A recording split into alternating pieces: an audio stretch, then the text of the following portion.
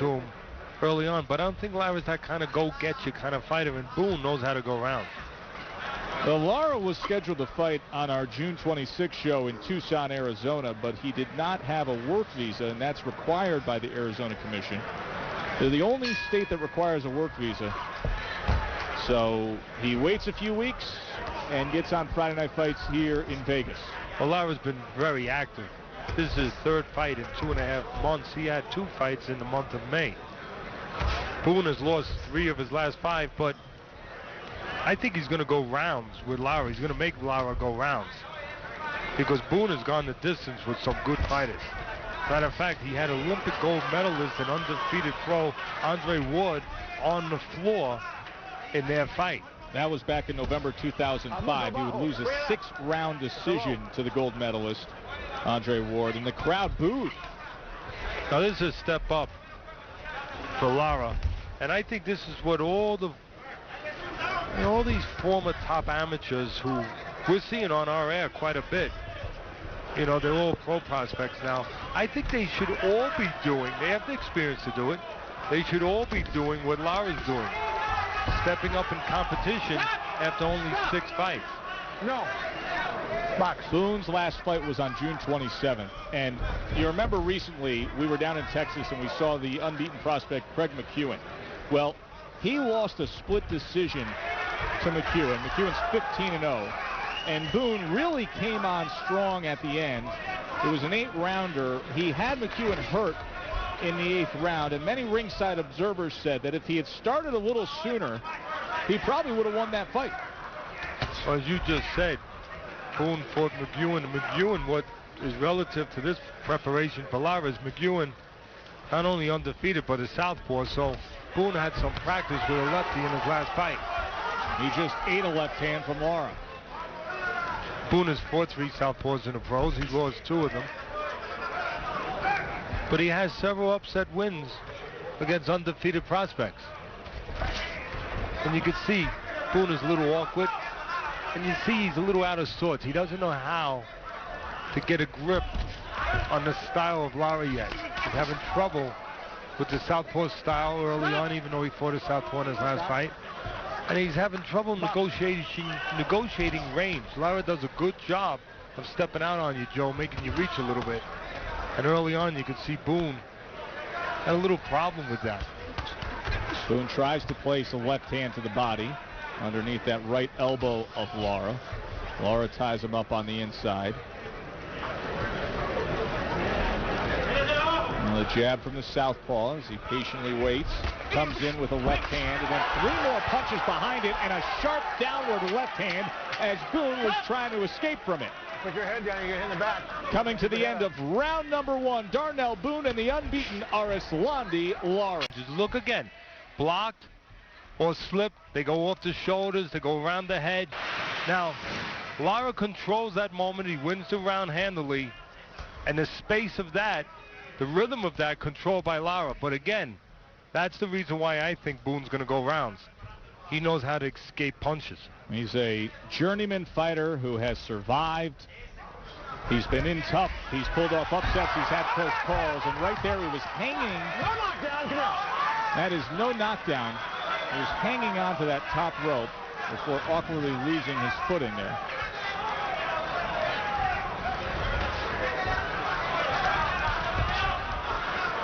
The first thing in a winning fighter's mind usually is, how do I get the edge? How do I get the offensive jump on my opponent?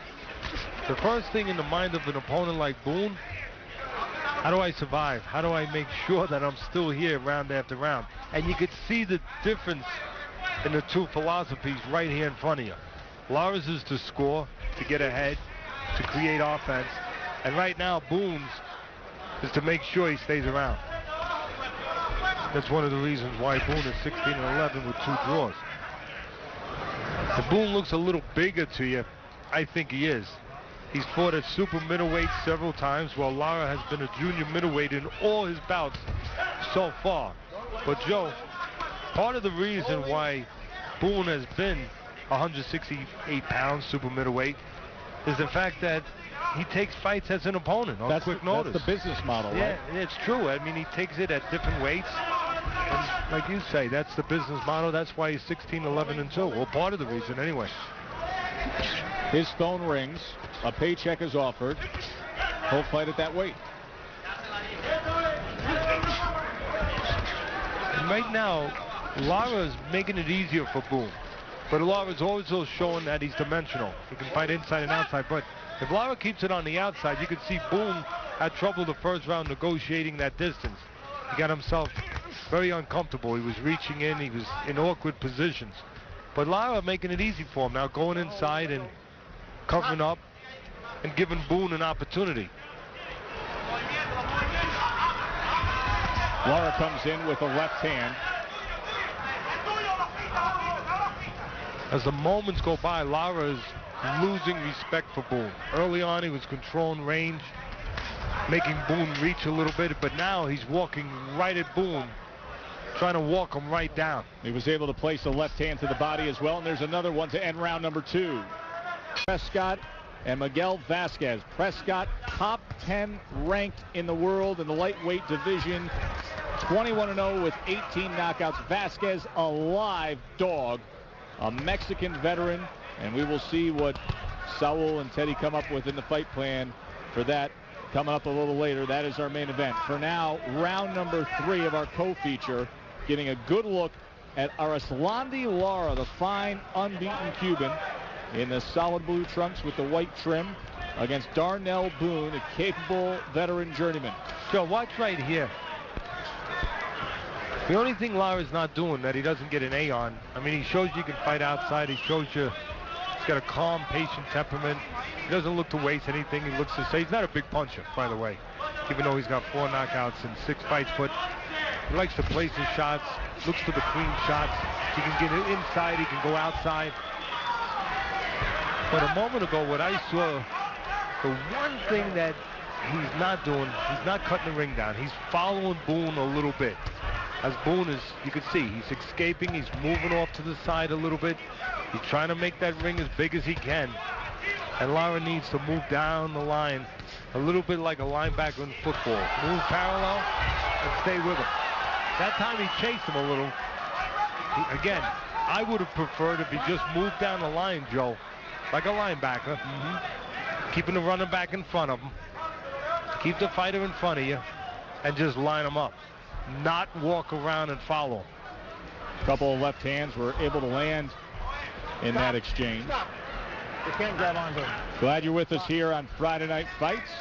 We're here at the Planet Hollywood on the Vegas Strip. Erislandy Lara trying to become the 3rd Cuban of the night to maintain his lofty status as an undefeated prospect. He's 6-0. Joe and Teddy with you here. Still to come, our main event, Brady Prescott, 21-0 with 18 knockouts against Miguel Vasquez. So Lara's going to get rid of Boone. And that's the only thing it looks like now that could add a little excitement to this bout, because so far it's all Lara and Boone trying to survive. He's going to have to go to the body. I don't think it's going to come from a headshot, because Boone is awkwardly clever. You know, he'll move, he'll slip, he'll bob, he'll weave, he'll tuck forward. You know, he'll make sure that he doesn't get hit 2 shots in a row to the head, but the body stays there. And I think that's where I would concentrate Lara to be aiming.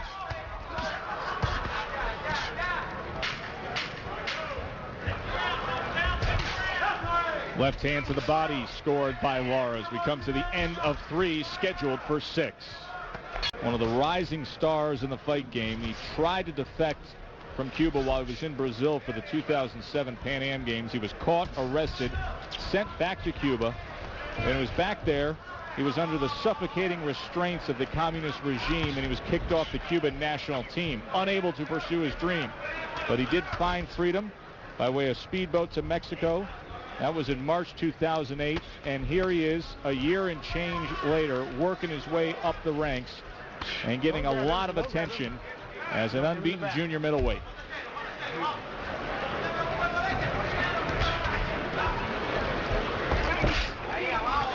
And again, you can see the difference in philosophies reflected by the difference in the 2 fighters' records.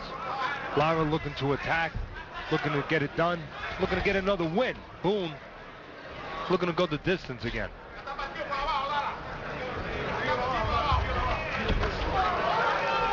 Lara comes charging in, bull rushing in with a left hand. See, you said it right. He came charging in. Lara's going to have to learn something too. Be under more control. You saw it right there. Yep. He's out of control coming in that time. Needs to slow it down a little bit. His trainers need to work on that. They need to recognize that. You know, don't just say, okay, you're going to be 7-0 now. Let's see what you could be better at. That's the problem with fighters who are winning so much. Sometimes they don't think they need to improve things. You don't have to wait till you lose to improve something. You can improve while you're winning. They need to look at that tape, see where he came in those spots where Boone was up against the ropes, and control him a little bit, slow it down a little bit, where when Lara does get in, he can do something instead of wind up getting smothered, as he did a moment ago. Let's see if he learns something here. You can see Lara, he's going to look to close down a little bit.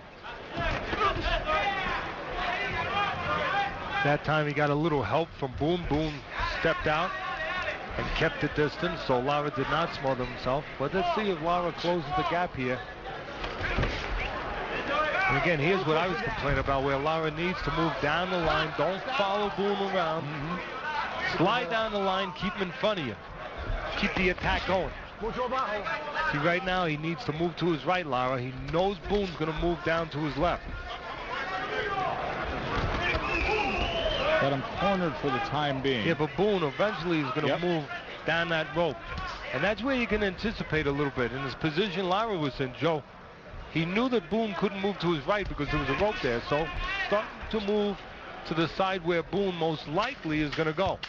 This is where you meet him there. End of 4, Boone and Lara. Now, with a sensational body shot, score a first round knockout to move his record to 2-0. We saw Udell Johnson, fellow Cuban countryman, move his record to 2-0 with a decision win. And now, round 5 of Erislandy Lara, world amateur champ representing Cuba, who defected and is now 6-0. But he has stepped up to face a more sturdy professional journeyman in Darnell Boone compared to the other Cubans. Now you see Lara making a little change. A couple rounds ago he was being the boss man, just walking down Boone. Now it looks like a little walking and also a little talking on the outside. Like that. Stepping back, looking to get Boone to reach in a little bit, create maybe a hole, something he can fill with a counter. And again, I think Lara, you two talked about the tremendous body shot early in the evening by Erislandy. I would love to see Lara go to that body of Boone. Again, Boone looking to survive, juking, duking a little bit with his upper body. The lower body, the stomach, that's there. And again, that's where I'd concentrate if I was in the corner of Lara. Overtime downstairs. Put some water in that basement. There's the jab from the southpaw. Now he's trying to get Boone to commit a bit here.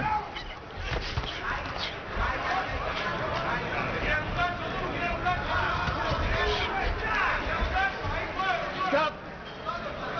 Neither fighter deciding to look to fight on the inside. Both of them being satisfied to tie up with each other.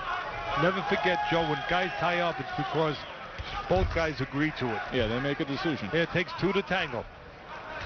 Takes 2 to tie up. If one guy says, no, I'm not tying up, well, guess what? There's not going to be a lull in the action. That guy's going to take a step back. He's going to rotate his shoulders. He's going to shove off a little bit. He's going to do something to create room. And right now, there's a choice right now. Lara's thinking about it. He decided not to. Pushed off, created space. Boone worked his way to the inside, then turned it off. Now Boone comes in, was able to place a left hand to the body. Watch when Lara covers up. Every time he puts those earmuffs on, the elbows go up. They go up a little high. Yeah, it opens up that body. Yeah, it leaves a little space downstairs. The space that Boone, well, he needs to take advantage of something being behind on every round on my scorecard at least. Maybe he should look at that. Give a little flick jab upstairs. Get those arms, those elbows to go up a Lara, and then try to drop something downstairs in an open area. A little more aggressive here in the closing moments of round number 5 out of Boone. 1-4 and Teddy Atlas in Vegas for Friday night fights. Erislandy Lara in control of the action against the journeyman Darnell Boone, who comes out with a spirited effort here to open up this 6th and final round. Lara, we talked about the fact that he's the one of the Cuban prospects that all of a sudden is getting a lot of attention. I asked him what he thinks about that. He says, listen, I think all my fellow countrymen are good fighters, not just me. I just happen to be the lucky one and with the looks. Right from his mouth. I wish he was the lucky one with the body attack. Sweeping right hook just missed as Boone was able to turn away from it. There's an uppercut to the body with the left hand. Stop! Stop! You don't do that. Now just forcing Boone back with a series of headshots. Tried to get that left uppercut in the mix in the middle of it. And again, smothered himself. Lara needs to learn when you're going to be aggressive, control the aggression. As you come in under control. We used some football analogies early, Joe. I'll use another one. You're on the special teams. You're on a punt return. You're sending a guy down to get that punt returner. You go down quick, but as you start to close it, you slow down and you don't run past the punt returner. Well, again, you could see Lara running past the punt returner. Needs to make sure he doesn't smother himself. Doing a better job of that right now. Now he needs to pick the right punches. A nice uppercut would fit the bill. Little step back and let Boone fall into the uppercut. Boone was hurt. Trying to chase him down with the left hand. Another headshot rains in from the unbeaten Lara. Lara gets him in the corner. 2 more headshots rain in, and Boone just falls forward looking to hang on. Just under a minute to go. Can he survive? A right hook lands. He knows how to survive. He does this for a living, does Mr. Boone. You know, you catch him one, but very rarely 2 or 3 in a row. And now he also knows how to convince Lara that, hey, I'm going to stay here. Stop trying. That's what he does. That's exactly it, Joe. You know, you could say, well, he's this, he's ultra slick, he's this, he's that. But right now, he just simply convinced Lara with 28 seconds left to slow it down a little bit. You thought you had something going, you actually don't. Keep going, keep going. No holding. And again, holding. it's a matter of choosing the right punches. That's part of what makes a good finisher. And Lara, for me, a little step back in that uppercut would have worked there. Right there it would have worked because Boone leaning a little bit.